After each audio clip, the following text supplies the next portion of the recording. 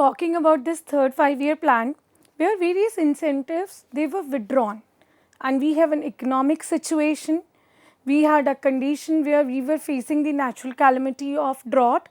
So, plus we have started focusing on trade with some newer set of goods in our basket. We started adding new and non-traditional items. Traditional items were your jute, cotton, right? So we added newer set of your products like your engineering goods, marine products, chemicals, allied products, and they were clearly absent in the earlier plan periods. They were for the first very time period being added into our export profiles. So that is why this is the another thing that we experimented in the third 5-year plan. And please keep it into mind that whatever policy decisions we are talking about, whether rolling back of your duty drawback scheme or export incentive schemes, these were the decisions that were taken in the third 5-year plan that had an impact in the coming plans, right? Obviously, once a decision is taken in one of the plans, its impact will be witnessed in the forthcoming ones, right? Plus, moreover, we started expanding ourselves to newer markets. There was region-wise exports that being spread to more of the regions. Now, we were accounting for 23% of the trade in EFTA markets, 22% in escape, and then 20% for North American and 15% for Eastern Europe. And plus, moreover, with respect to individual markets also, the UK share was 21%, we had USA with 17%, right? So we can see that we started erupting into new markets.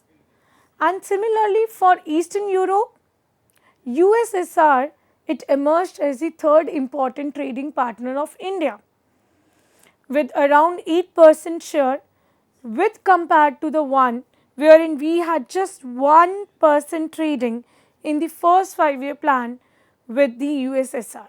So, over the time period, there has been market diversification.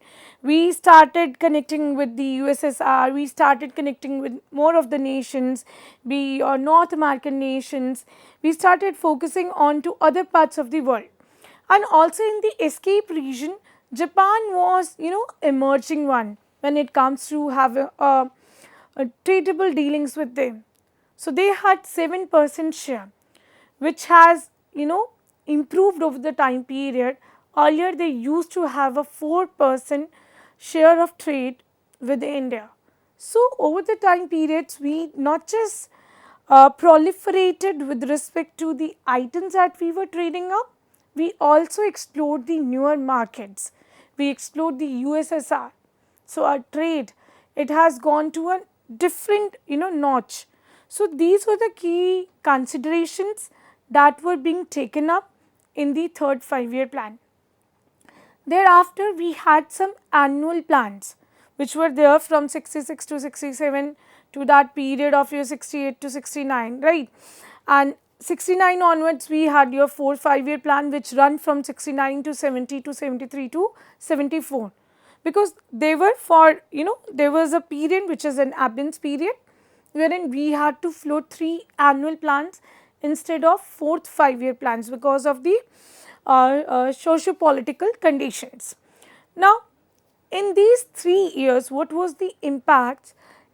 Exports in these 3 years following the devaluation when we had them were almost 48% lower. So, that being the impact कि आपने third 5-year plan में what ever decisions you have taken उसका impact क्या पड़ा, हमारा exports 48% कम हो गया. That was a great number and that to a double digit number. So, due to which the government has to come into action. The government did what is, it restored all the incentives, all the promotional schemes that were there in place.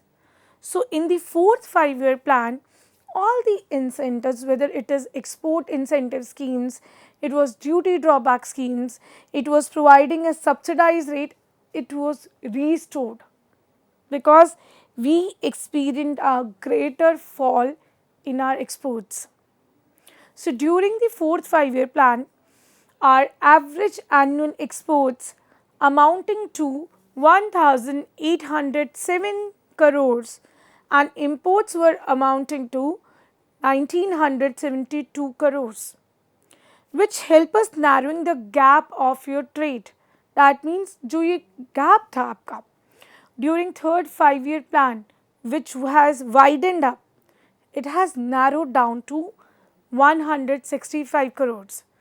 And during this plan, this very fourth 5-year plan, it was the first very time period when we had a positive, a favorable trade balance of 94 crores, the first time period after the independence. So, there have been major changes that has been taking place over the time period. And in the fourth 5-year plan, we have adopted some more principles. We have adopted to this principle of import more, export more. Since I mentioned that in the first two 5-year plans, our focus was not on to foreign trade. It was not primarily foreign trade. But third 5-year plan onwards, we started taking up some decisions, some policy decisions, which initially in third 5-year plan, if we withdrawn all the benefits that we were providing up, that didn't went well. So that is why we had those plunging down a rate of your exports. Therefore, in the fourth 5-year plan, we had made this resolution and adopted in principle that we have to import more, we have to export more, so that it creates a congenial international trading environment. And we were in the exports focusing on to priority sectors. We had that policy in place wherein we were focusing on to priority sectors. So the intent was to create a very congenial, very workable international trading environment where we are opting for newer of the markets, we are going for product diversifications, we were going for market diversifications where we had escape, East European, North American, EFTA. So these regions were part of our markets. And when talking about individual markets, we had Japan, USA, USSR, Britain. So these markets were there where we have started diversifying. So the import and the export mix, they have changed over the time period. And after fourth 5-year plans, though we had worldwide, energy crisis, so therefore oil used to be our, major element for imports, and that used to consume 80% of the revenue that being generated through exports, because there were energy crisis, as I mentioned. Right after your fourth 5-year plan, we had the energy crisis, due to which we have to go for more and more import of the oil, and which leads to what is whatever earnings that we were generating out of the exports, they were being utilized towards the purchase of oil. So oil or your petroleum and petroleum products, they being taking the nearly 50% of the imported items that being taken up from the overseas markets. So that was the scenario actually, right? And the average due after this, during this fourth 5-year plan, our average annual exports from India, they were amounting to 4,441 crores, right? So we have seen that with those incentives, those policies, they are in place, there has been a corresponding rise in the annual exports, right? And also when observed for the fifth 5-year plan, the imports, they were valued to 5,147 crores, which again left the trade gap of 706. Again some policies were taken up, there being economic political situations, that this gap was further widening up, and that too in the 6th 5-year plan. This gap was further widened to 5,643 crores. The average exports, imports, they were amounting to, if we talk about exports, they were around 8,904 crores. And when talking about imports, there were around 14,547 crores. So, the trade deficit has went to an all-time high during your 85-86, and it reached to a point where we were having a trade deficit of 9,202 crores. So, we can see that because of the various conditions, this gap was widening up, and that is why the government has to set up a cabinet committee. That is why we, since our trade deficit was, you see 9,202 crores, such a great figure in 85-86. So that's a very, whooping amount that we had the deficit for. So that is why the government has to come up with some promotional measures. The government has to come up with some sort of strategic planning so that we can reduce this trade gap, we can enhance our exports, and for that there was a committee that was being set up in 86, which was headed by the then Prime Minister, so that a new sort of direction, navigation is provided to the country's export effort, and to also boost or to push the exporting community so that they should not feel demotivated, that that this being this scenario, so sometimes that confidence is lost from the market. So in order to revive that confidence, to to ignite that spirit, inspire the people, exporters, government led the foundation of this committee, a cabinet committee, which will make sure that it provides and it takes appropriate decisions. And this constitution of this empowered committees of all the secretaries, they are in place under the chairmanship of your cabinet secretary, right? They ensure that export should be given the first preference, high priority should be given to exports, and the policy should be devised in such a manner that it leads to more and more of exports. So there being generation of such goods which are being exported. So they were being focused upon, and that is what has been the significant step of this very committee. It also made sure that it goes for liberalized policies. Liberalized policies, we mean that all your machinery and equipments that you are going for, the purchase of your machinery and equipment, either the concessional rate of taxes should be applicable or they should be made duty free. Then only you can gain the confidence of the market, because if the taxes are too heavy, it will create a burden on the importers, right? Similarly, your production, your other things will be impacted. So that is why we had the liberalized policies under these promotional measures, so that we can go for import of machinery and equipments. Tax exemptions were provided to the exporters. They were given this privilege of duties, where duties were drawbacked, where cash compensatory supports were provided so as to boost them, so as to support them. Then in those areas which were backward or which were in the far flung, there were efforts being taken up to boost the production of the goods which are being exported. Plus we have priority sector exports, that these were the major sectors that are being the goods that are being exported. So the focus was solely onto that productional units, specifically in backward areas. Then we had another approach of selectivity and thrust sectors.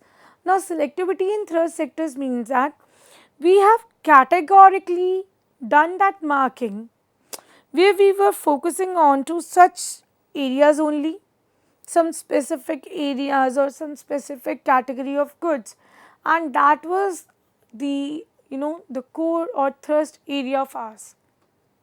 So the policies were devised to push, to give the major push to the exports, and that is why government have majorly categorized and identified 14 main areas as the thrust sector.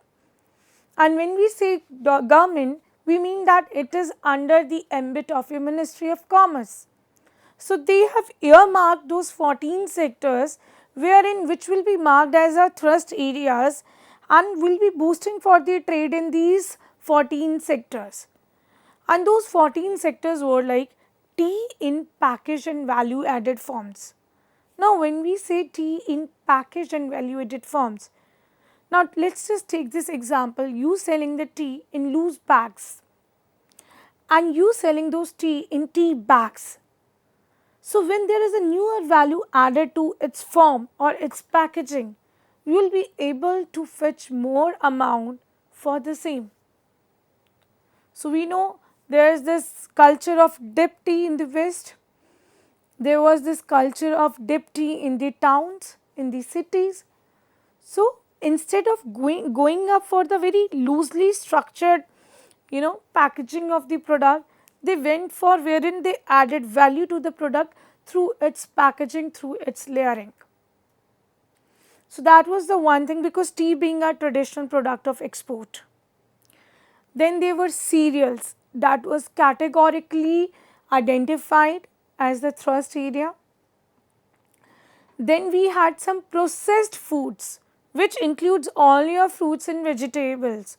So processed foods, because that formed a greater part of our exports. So again that being identified as the area of thrust. We have also added your marine products and various other value added. Marine products in value added forms means that we are enhancing its value. We are making sure, because we need to serve the market, we need to serve the international market. So we were adding the value to the product so that its scalability, its market access, its value in the market is enhanced. Then our focus was on to leather and leather manufacturing or leather manufacturers. Those were identified because there was a demand for leather in the market. So that is why, since we were producing it, then it has become our thrust area, that more and more policies for the production of leather and leather products should be motivated. Then our core, which is handicrafts and jewelry. Since ancient times we have been dealing in precious stones. So this was identified as a thrust area, the handicraft sector, handloom sector, jewelry segments. So they were being identified as the core thrust areas. Then we had capital nature goods and the consumable durables. That means those capital intensive goods that we were producing, that we were capable of producing in India. So our focus was like, okay, since world is like, you have number of nations out there, so you have a diverse market over there, you can reach out to any of the market, whosoever is in the need of the product. Then we also started diverging into services sector. We were not limited to just goods sector, we were also transitioning to services. Transitioning doesn't means that we were getting rid of the goods and we were just more of focusing on to services. Rather it means कि आपने goods के साथ साथ services पर भी focus करना शुरू करा. We started providing the projects, consultancy services, computer software services, electronic services, providing those basic chemicals which were required. We ventured into textiles, woolens, ready-made garments. So these areas were identified as your thrust areas, which will make sure that you are doing best of the things to survive in the market. Because there at that point of time there was the survival of the fittest only. If you are not providing a better product which is good enough, which is competitive in terms of price, then you will be not able to survive in that market. So that is why we call it a survival of the fittest. Plus there were some measures that were being taken up for some specific sectors. For example, when it comes for your gold, so the provisions with respect to your Gold Control Act, they have been liberalized. So there were some stringent rules and regulations, there were some provisions. So they were being liberalized so as to promote the growth in that specific sector. Plus, we want to create an environment which is very congenial to trade into. So that your market image, because in starting I mentioned that every government would focus to portray or to present a picture of their nation, of their particular nation in a very decent, in a very good manner, because they do have a role. That is why I say we do the pestle analysis.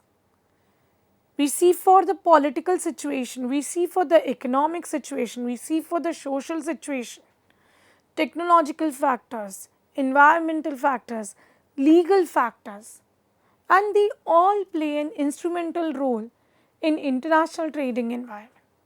So all these promotional schemes, they were being exercised, they were being focused upon rigorously so as to achieve the export targets. For the upcoming plan, which was your 7th 5-year plan, wherein an annual growth of 7% in volume and 15% in value was envisioned. So this was in the key policies, promotional policies that were being taken by the government so as to push the exports and to narrow down the trade gap. Because we seen that there being a fiscal deficit that we were struggling up with. We had a fiscal trade deficit of 9,202 crores, which is a great amount. Look at this data which indicates the trade deficit which touched an all-time high during 85-86. So that is why it becomes very crucial to come up with those promotional policies so that the export is boosted, that push in the our image into the market, that push in for more of the exports, whether in value or by volume. So therefore, in this wake of growing inflations, importing countries, particularly the greater markets of the industrialized worlds, they tend to provide greater protection to their consumers, and in terms of providing the best of the quality products at most competitive prices. Because every nation wants to serve their citizens in the best manner possible. So that is why जब हमें international markets में export करना है, हमें quality तो assure करनी है, plus हमें अपने price को भी assure करना है. Leading importers, including your big merchant houses, the large merchant importers, transnational corporations, departmental stores, everyone, they used to buy directly from the overseas suppliers instead of routing through your middlemen. So they don't want to route through your middlemen, rather they want to create that direct connect. Let us just create a direct connect with the supplier, because they have this privilege of being the large merchant importers, of being the greater transnational corporations. So they can do so that they can eliminate the middleman, they can directly get in touch with the suppliers, and so that they are able to complement their own lines of productions and manufacturing. Even your leading manufacturers, they would be looking out for some suppliers who will be providing them the best of the raw materials in the bulk quantum at the lowest price possible. Why? Because they want to cut down onto their distributive cost. अगर उनको अपना सामान को produce करने में ही raw material में access पे of करना पड़ रहा because of their being multiple layers of your middleman A, B, C. So they'll do what is, they'll cut down onto those middlemans and they would directly procure it from the suppliers, which will make it very easier for them because it will eliminate their distributive cost. It will, eliminate that, they being paying up extra amounts. जितना उनका commission का पैसा जा रहा है, जितना सब कुछ जो अमाउंट जा रहा है, that will be eliminated. And they'll be better able to satisfy their customers because अगर उनका cost कम होगी तो accordingly it will impact the retail price of the goods. So that is why the preference for all the importers has been to make those bulk purchases from the greater trading partners, and then in that case if you have the matching strength in terms of resources, infrastructure, pricing, quality, competitiveness and most importantly delivery schedules. So, if you are able to meet the delivery timelines, if you are able to meet the standards of the international market with respect to the deadlines, with respect to the price, quality, so then only you will be able to fit into the market, because the overseas importers will not make those bulk purchases from you until unless you provide them matching resources, until unless you have that financial strength that you can offer them best of the goods in best of the matching those exacting standards. So, if we say that we export best of our apples, so we make sure our apples are passing those food grading testing, our apples are best of the apples in the world, our apples are they are providing the best of the quality. So, until unless those assurances you are going to provide to the overseas importers, they are never ever going to buy from you. So, when we are serving in the international market, the exporters have to be very cautious of these points. That is why when we say कि हमारा ये promotional measures लिए गए जहाँ पर हमने बात करी कि we are focusing on to pushing the exports through your liberalized policies, providing those tax exemptions, going for duty drawbacks, providing for those cash compensatory supports, export production in the backward areas, or identifying those 14 sectors, or providing some of the developments so that we can survive in the international trading environment. Because until unless you make sure that you provide the best of the resources at the best of the prices to the importers out there, you are not going to survive in the market. It is only through the matching principle. Matching principle says you provide best of the resources, meet the exact standards of the market, meet the deadlines, and most importantly, your quality should satisfy our consumers, ultimate consumers. Then only the big houses, retail chains would make a direct purchase. For that, it is very important that we have a congenial environment, and that environment cannot be created in isolation. That is why there being a very, very instrumental role of the government. So, all the promotional measures that were being taken by the government in that cabinet committee of 85, that had a major impact, that helped us gain a tradable share into the market. So, that is why all these policies, all these promotional measures, incentive schemes are very crucial, and they have proven, the time has proven that they were very instrumental in pushing the growth. We will be talking about the further 5-year plans, we will be talking about the foreign trade policies, EXIM policies, what being their role in the foreign trade, what being the role of joint ventures, FDIs in the coming sessions. So, till then, stay tuned.